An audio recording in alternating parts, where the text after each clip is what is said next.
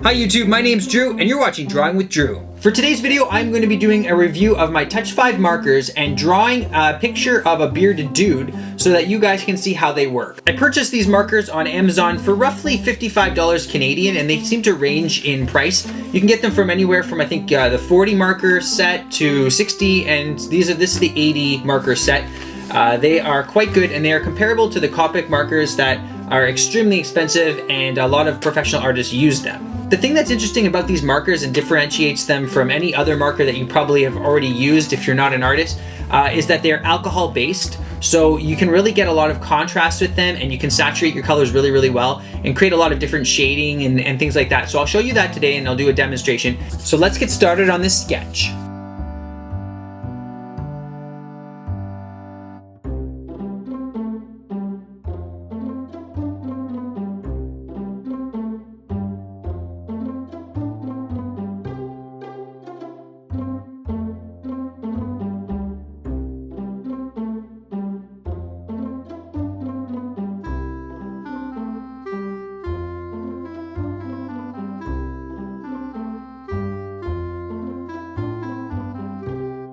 My pencil drawing is now finished and I'm just going to go over it with my Micron pen, ink pen here. It is number 5.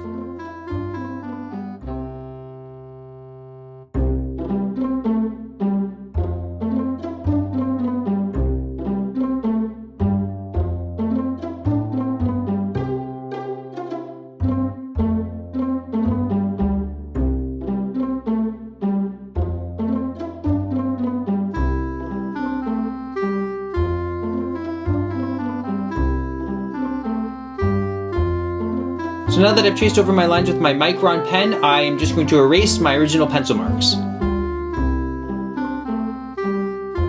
I'm going to start with this marker. It's number 27. It's called Powdered Pink, and that's going to be his flesh color. These Touch 5s are nice because on one end they've got the standard kind of nib, and on the other side they've got the chisel nib.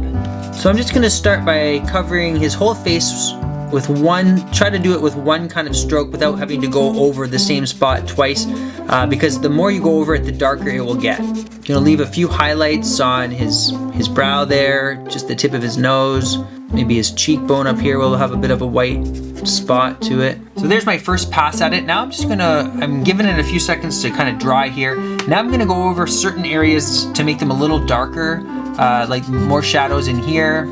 The ears will be darker because they're a little further away in this case. Okay, you're gonna have some darkness under the bottom lip and underneath the brow here. And then it'll be darker in the hairline. And then anywhere there's like kind of a fold in his skin. Now I'm gonna make this character kind of a day walker like myself where I have kind of blondish hair, but my beard is more orangey red.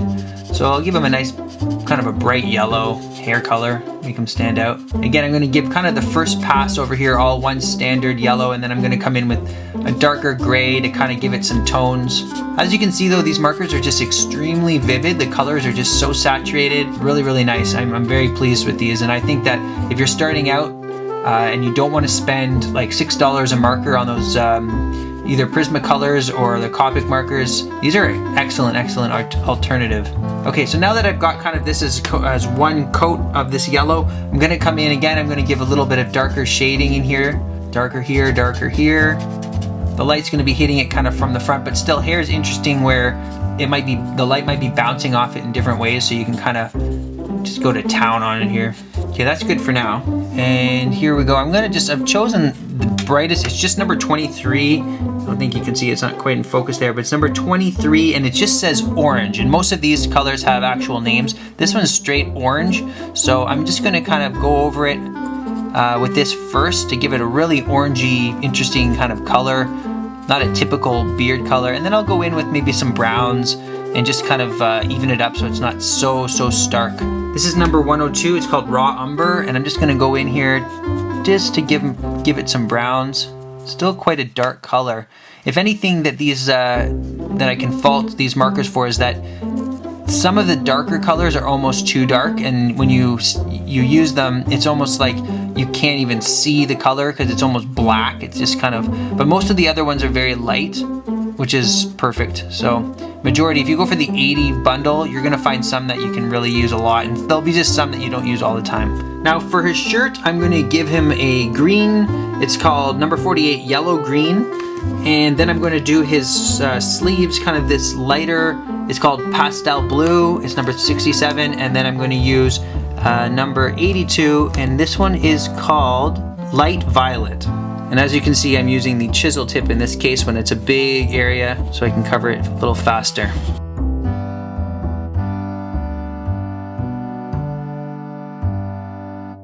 Then they can come in with this brush nib and do all the little hard to get places. And then here it will be darker because there'll be shadows where his sleeves are. And again, it'll always be darker in around the beard because it's kind of covering some of the light. It'll be a little darker in around his gut region. And right around his belt will be dark, a bit darker. Now I'm gonna go ahead and use the blue to do the sleeves.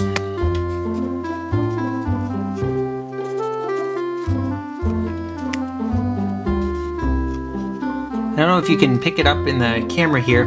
There is some bleed. When you go too close to the line, it will kind of go into the next area. So you do have to be mindful of that. And again, I'm kind of far away from my picture here, so I don't have the accuracy that I normally do. So it is bleeding a little more than I like. So you're gonna wanna kind of like maybe come close to the line, but not quite up to it if you're worried about it kind of, you know, going over the lines. I'm just gonna put this into hyperdrive and finish the picture for you. And there we have it, folks. My picture is totally done. I never mentioned the fact that these markers are excellent at blending. You can, you know, really blend colors together well. And all I did here at the end was kind of outlined it with a thicker black, the black marker, to really make it pop. So if you learned something today or you just had fun and you want to see more videos like this, please don't forget to subscribe. And if you'd like to check out some of my art, I'm going to be opening, creating an Instagram account for this YouTube channel. So I'll link that down below when it's ready so you can see my other drawings. And thanks for watching, everybody. I'll see you soon.